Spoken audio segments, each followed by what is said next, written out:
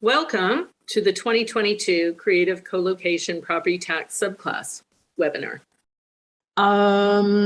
We have 90 minutes. I don't think it's going to take 90 minutes to go run through the program, but certainly use the chat function. I can't see you, we can't see you, and you can't speak in, but there is a chat function. With me today is Mike Tanner, music officer in economic development and culture. Sorry, my name is Lori Martin. I'm in economic development and culture. I run the program with Mike. And also today we will have Simon Hewitt from Real Estate Services in case you have questions. Thanks, Amy, for hosting, Tamara for fielding the questions. This session will be recorded. So if people missed it or want to hear it again or send it on, we're going to figure out how to do just that. And there's Simon. Hi. And Mike. Hi. Hi, everybody. Thanks for spending time with us this afternoon.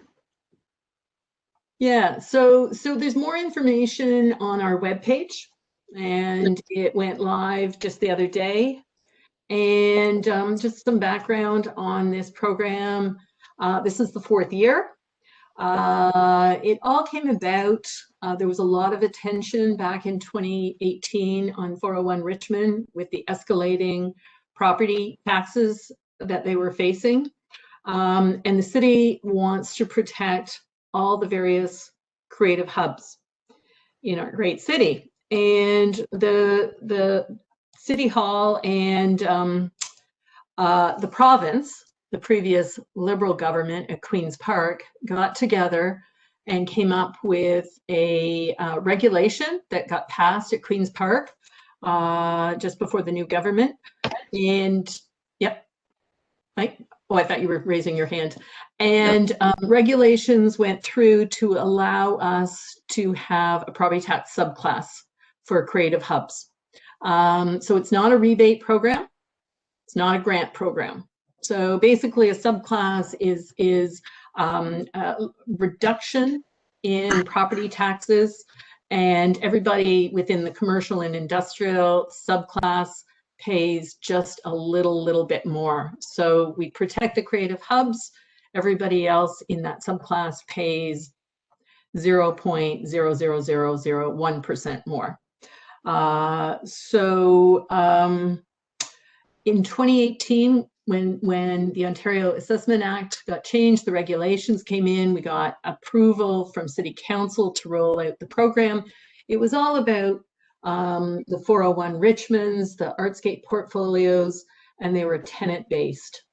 The following year, 2019, we wanted to expand the subclass program, the property tax relief program. And so we included membership-based co-working partners. So for example, Artscape Launchpad. And then the following year, last year in 2020, and this had been in the hopper through TMAC, Toronto Media Advisory Committee, we included live music venue operators. So there's 3 streams. It is completely over-engineered. Because what we were doing is we were trying to be very specific, target creative hubs that we wanted to protect. And we didn't want to have any kind of loopholes for the really lucrative cultural enterprises out there like film studios. So basically, it's a 50% reduction in property taxes for those parts of the property that qualify. You can double up with regards to if you're a charitable organization. You can also apply for the 40% property tax rebate. We strongly advise that you consult a professional tax accountant. So the applications will be available. The applications will be available on our webpage. So So I'm going to go through the three streams and the eligibility criteria for each of them. So the first one is the tenant-based. So again, think of 401 Richmond, and for example. So not only do you have to, the property has to qualify, but then you have to qualify for certain portions within the property. So it's a two-step.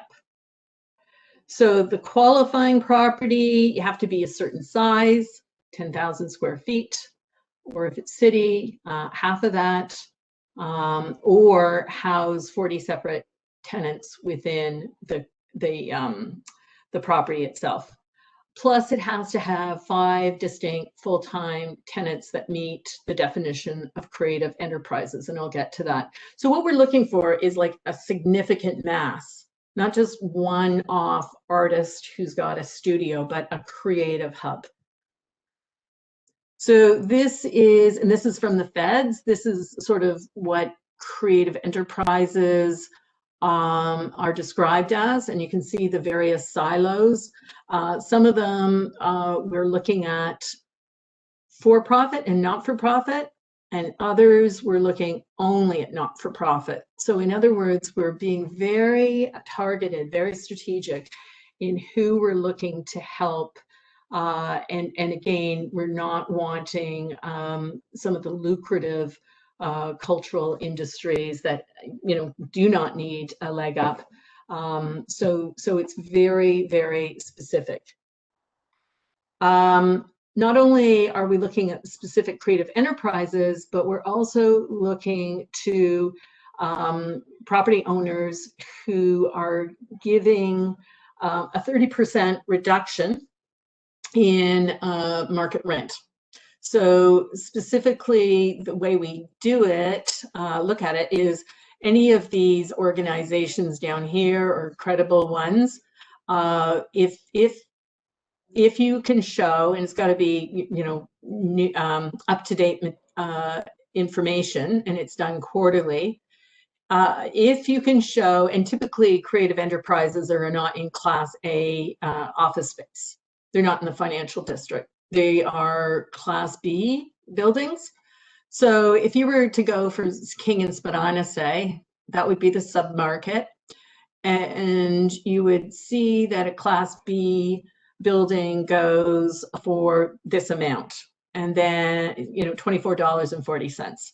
And you would reduce that by 30%, and you would figure out what the city means by below average market rent. And so you would compare your lease with Cushman and Wakefield or CBRE or whoever you wanted to use. As long as it's current numbers, the city would accept that. So then for the step 2 is the qualifying portion of the property. And here's where we sort of check, double check, and cross check.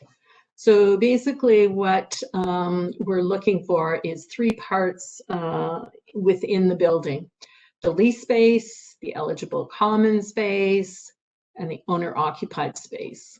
So, and we want to see colored floor plans, and so that we can distinguish what's what. So the green is the hallways and the common space, for instance, and then the yellow would be owner occupied space, that. And then the purple and burnt orange are the lease spaces. And one, the purple space, for instance, is the creative enterprises, as defined by what we saw above, a couple of slides up.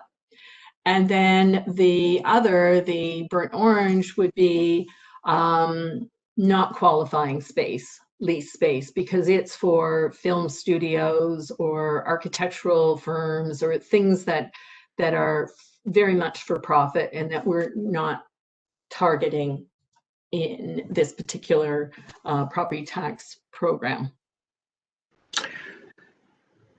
Mike, you wanted to say something? Yeah, Lori, sorry to interrupt you. I just wanted to mention, just in case anybody joined late, that what Lori is doing right now, she's going through and giving a ton of really useful detail on each of the 3 streams of the Creative Co-location Facilities tax class. And if you came in a few minutes late, what you're hearing right now is about the tenant-based. Next, you're going to hear about the membership-based. And if you're one of the people who are interested in live music venues, you'll hear about that next. So if you're looking at this diagram and scratching your head a little bit, just hang in there, be patient, and we'll get to each one of the 3 streams consecutively. Thanks, Lori. Okay, thanks, Mike. Yeah, that was helpful.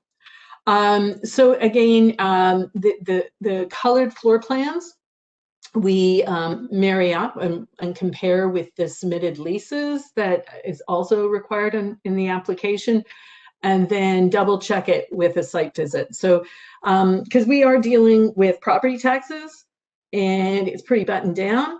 It's very buttoned down. And we're also dealing with MPAC, Municipal Property Assessment Corporation. And so they are very detail oriented. So if you think, oh, wow, this is a lot of work, I can tell you, we've had a number of applications, a number of successful applications, and it is very much worth the time commitment to get 50% property tax reduction. So that's just a sort of little bubble of what you saw earlier. So we're very much targeting their creative enterprises specifics. We're looking for a 30% below average market rent. And we're also looking for consistency. So that's why we're looking at leases that are 5 years. So we want, we don't want turnover. We don't want, all this chaotic stuff. We're looking for creative hubs that are affordable and sustainable. Having said that, the 5-year occupancy, we are pretty flexible with regards to the 5 years. So it could be 3 years back and 2 years forward, that equals 5. It could be 1 year back, 4 years forward. But we want to see that 5 years. So remember, I said there were 3 parts to the tenants model. So the eligible common space, it's all the things described here. Those can be included as well for a property tax break.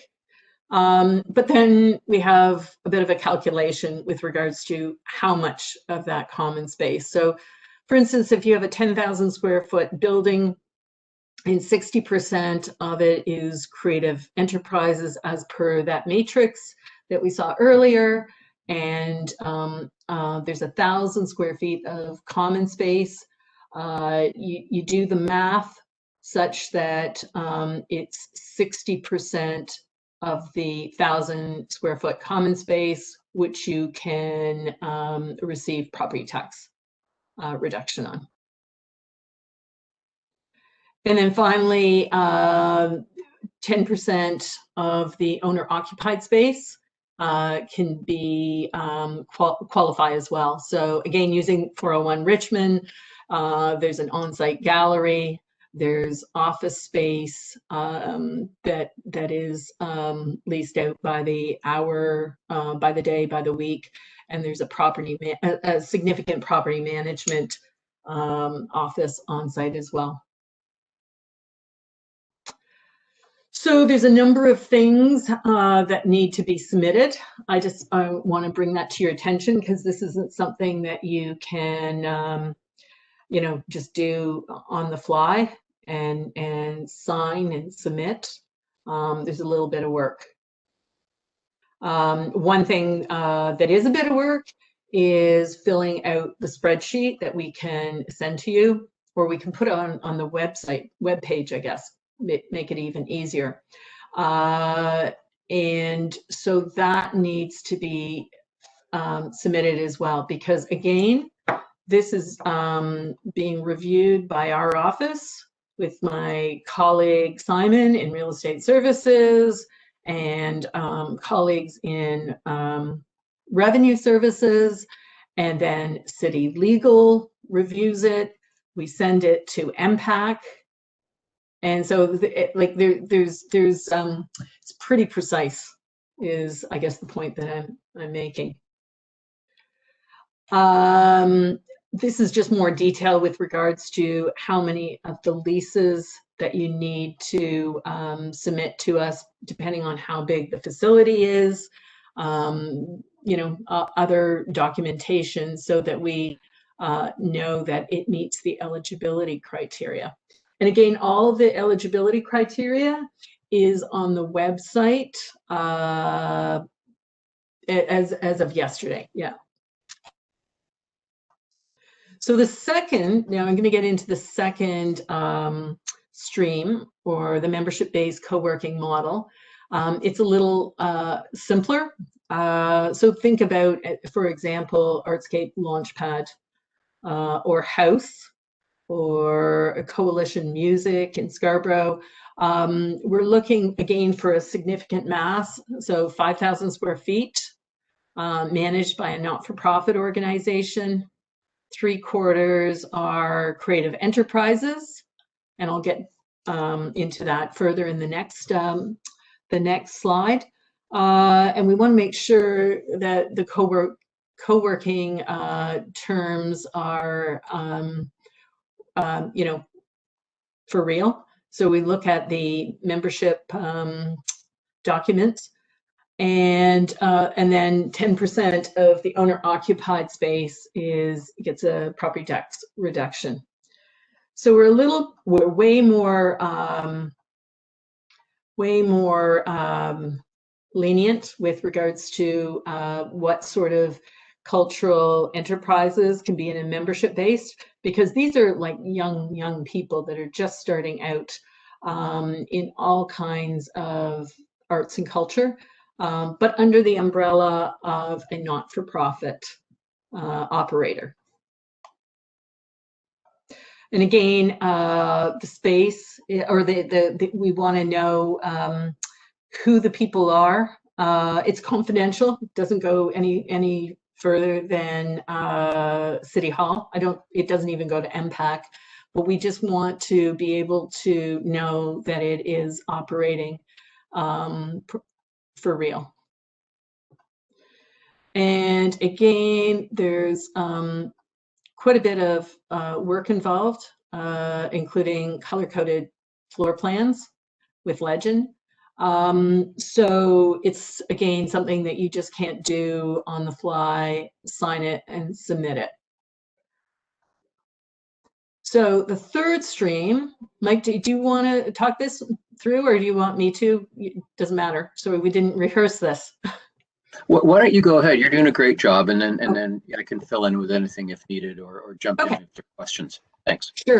Sure. So as mentioned in my opening remarks, this was something that was in the hopper with TMAC early in 2020, if not before. And COVID kind of made it go full throttle. And it was, as you know, the idea of getting property tax relief to live music venue operators. So working with TMAC, we came up with the eligibility that you see here. So we're looking to not the big nightclubs, but sort of the local, organic sort of Horseshoe Tavern, the Rex, those sort of places. So under 1,500. And many of the ones that we received last year were far smaller than that, with a certain amount of amenities as described in AA, sorry. It needs to have a minimum of 144 days of live music, and that's based on 2019 or the first quarter in 2020, because I mean, COVID closed everything. So we're looking for historic data there, because that was the only way we could think of how to roll it out in 2021, given that everything's still shut down. We're looking for compensation of artists for live music performances, and it can be something as casual as email shots, T4s, invoices, and again, that has to be historical because they're not operating right now. Employment, looking for a couple of roles, and they could be doubled up too. So as described near the bottom of the slide. And they have to have been operating for 6 months at least. That's great, Lori. If I could just jump in really quickly here with a couple of points to add to what you've said. With letter A, the first letter A, the maximum is 1,500, but there actually is no minimum. So we've seen applications from really small, grassroots, very local venues at the end of the street.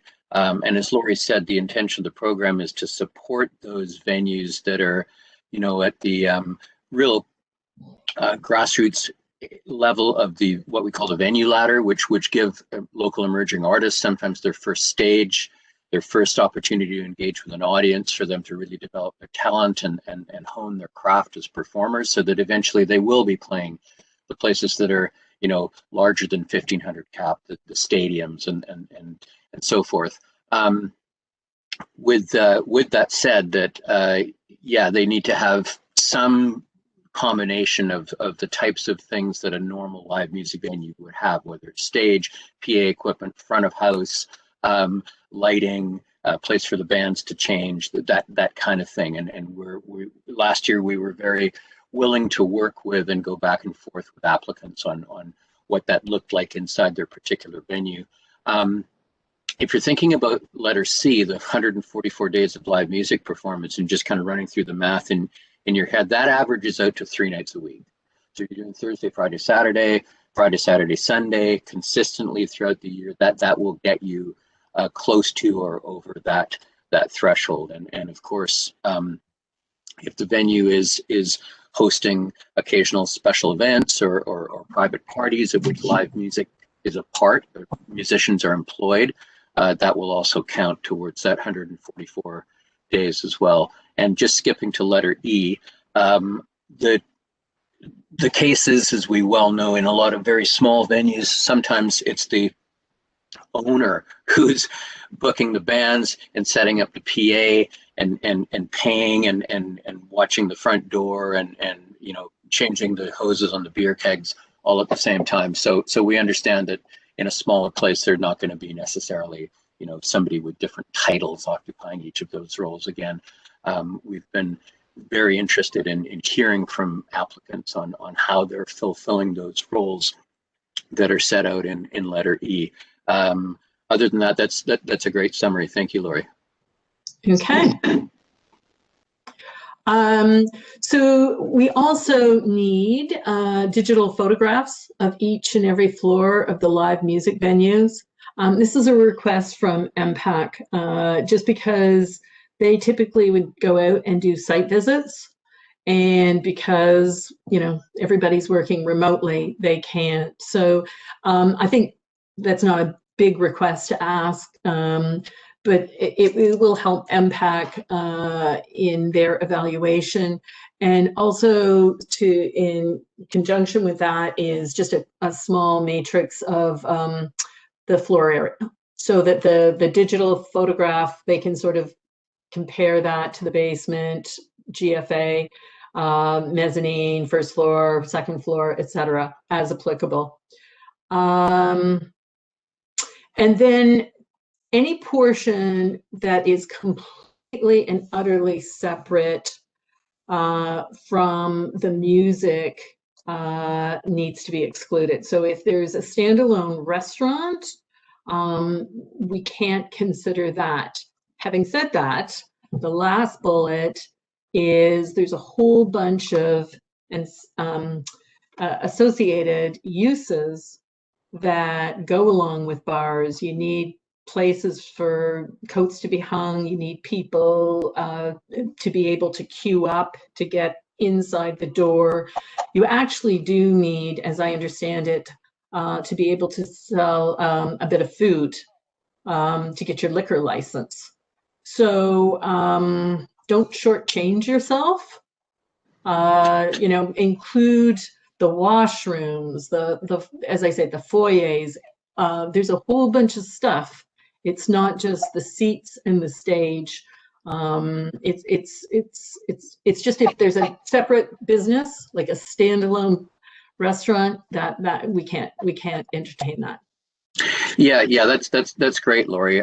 Last year we were talking with venues about areas in the basement, for example, that were used to store PA equipment, and those would be eligible because they're contributing to the operation of the place as a live music venue.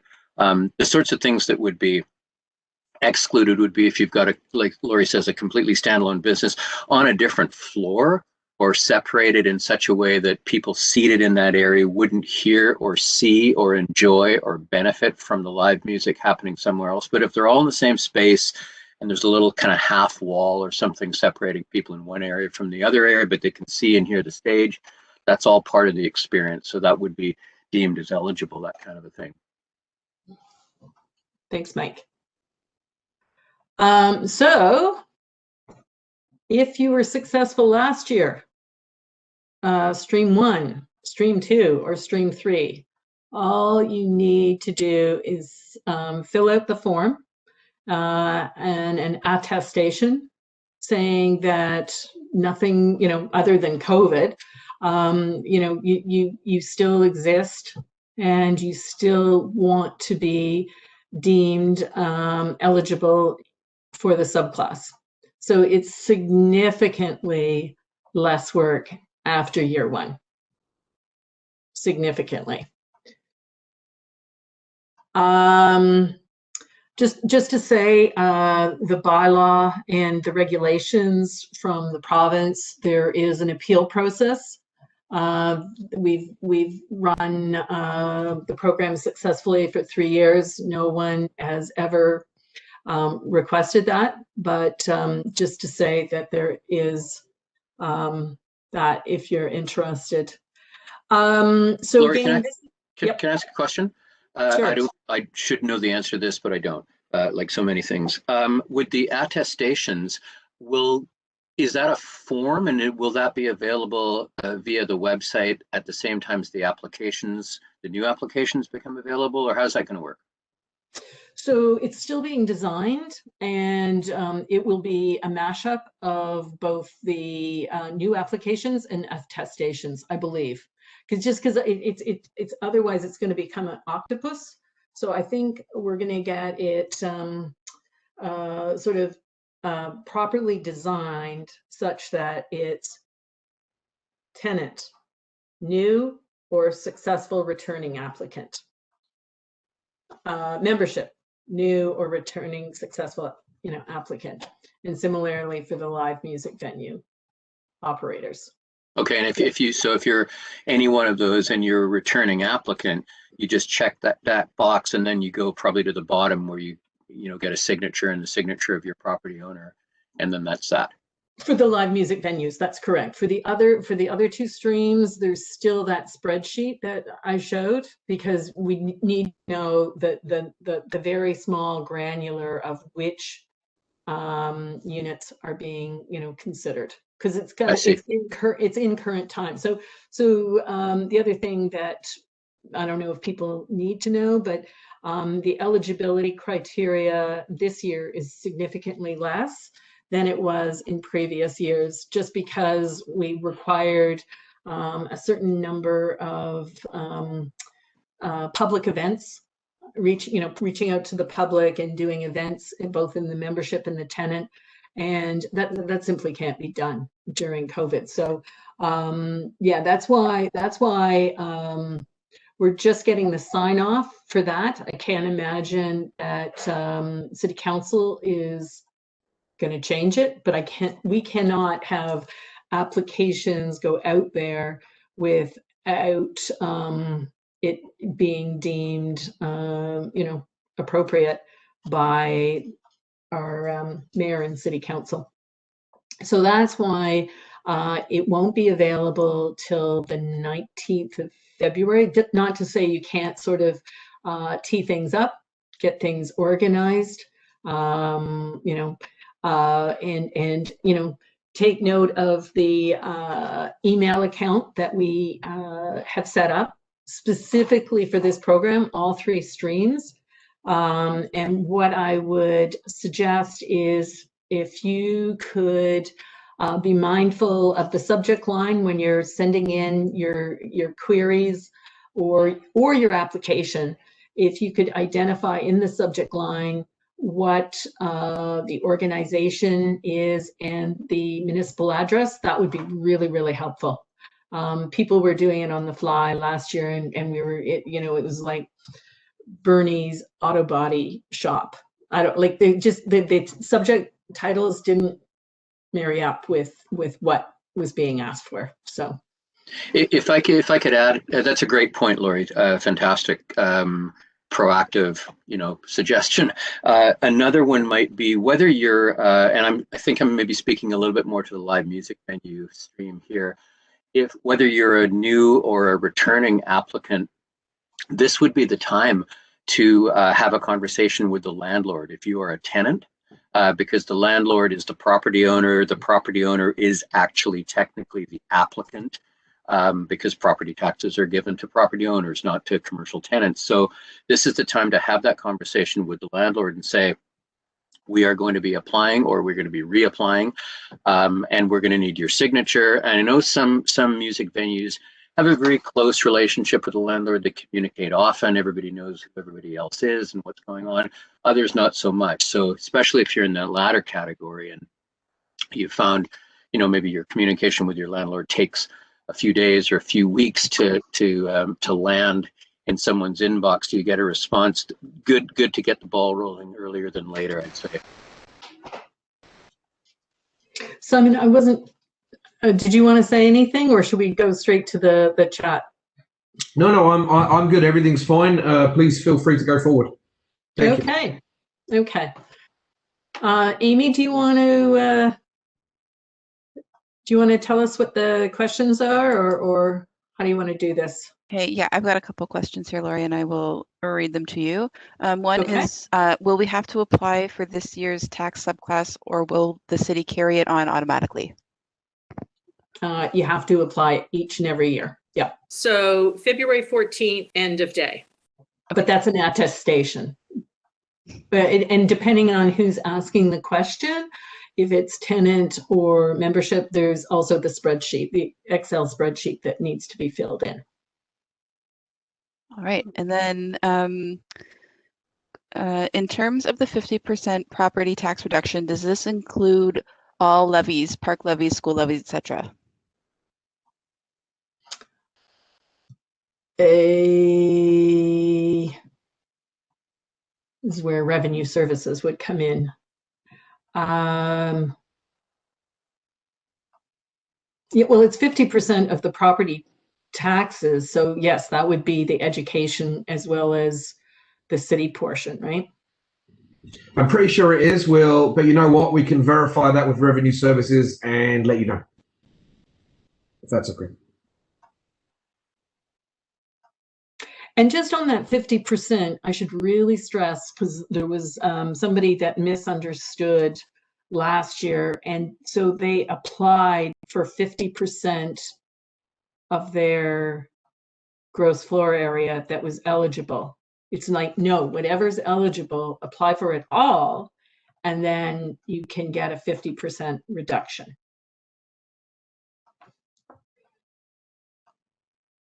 So next, another question? That's it. That's all I'm seeing. Oh, hold on. No, there's more. I'm not sure if you just answered this, but how is the 50% reduction applied to landlords? Is it a credit, a check, etc.?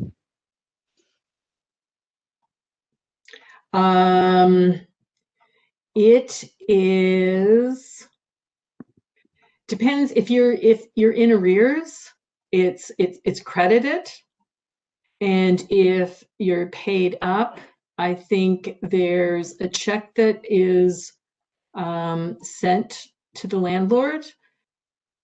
That is all the questions that I'm seeing, Lori. Oh, well, that's great. So any further questions, there's the email account. Mike is on that account. I'm on that account. Tamara's on the account. We have an intern that's helping us out. And to Simon's point too, if I know a lot of times I look at something that's coming through the account and I can't answer the question, but we are able to reach people, whether it's in revenue services or even if it's a question that needs to go to MPAC. So we can be, vehicles for communication if you've got a question that's beyond what we know and what's up on the website. Yeah, we have a lot of masters, and one being city legal too. So there may be a question that she needs to weigh in on. And again, I stress that talk to your professional, tax accountant. There's a lot of different arrangements, many of them very unique. So. And if you're a tenant, talk to your landlord, get the conversation started or restarted if it was something that you did last year. Last year, we saw quite a few live music venues on that stream, really up against a crunch and struggling to get a landlord who maybe wasn't in the country or wasn't accessible to sign a form during the time of COVID. Obviously, these things are a little harder. Seeing people in person, so getting electronic signatures on forms in a way that was legible and usable. So get it going early, so you're not sitting there on February 14th at noon.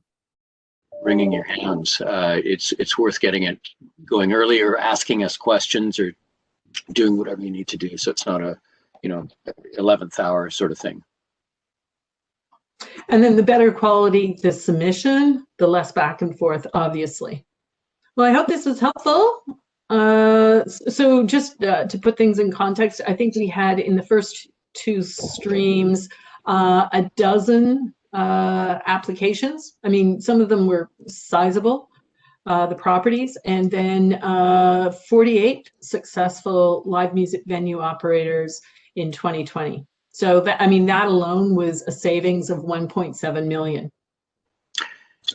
Yeah, and if I could, for anybody, I can't see how many people are listening to this right now, but if any of you know of other businesses that you think perhaps be interested in finding out more, perhaps they're potentially eligible as applicants, we want to spread the word about this.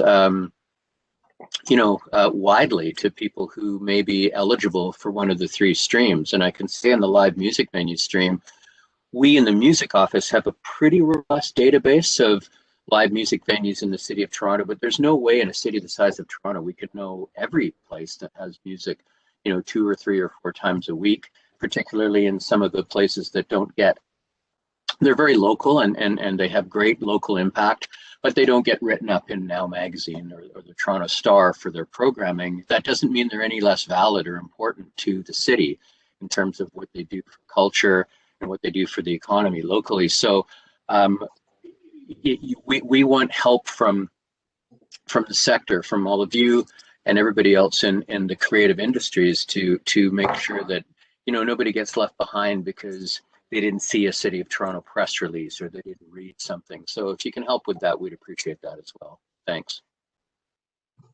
Thanks, Mike. Thanks, Simon. Okay, happy to help. Thanks, Amy. Anything else? Looks good. Okay.